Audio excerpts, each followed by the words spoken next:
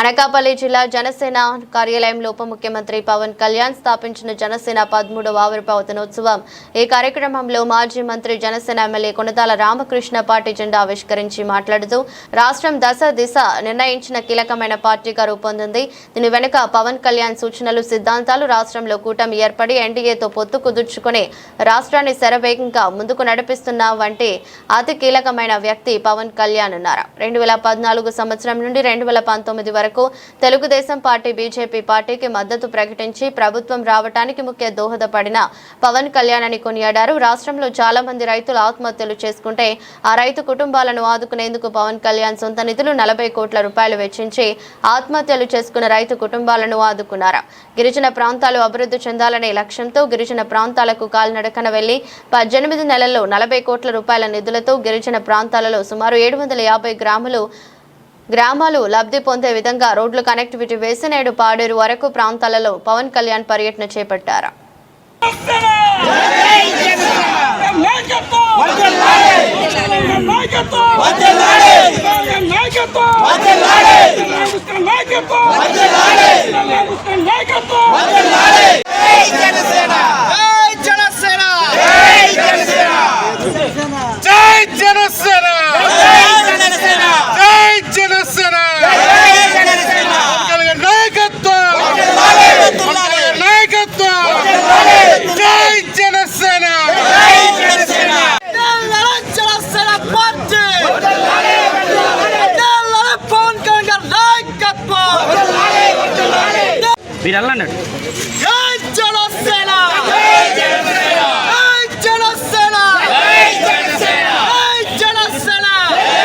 ప్రభుత్వంలో మీకు చాలా మంది రైతులు ఆత్మహత్యలు చేసుకుంటే ఆ ప్రభుత్వం పట్టించుకోలేదు.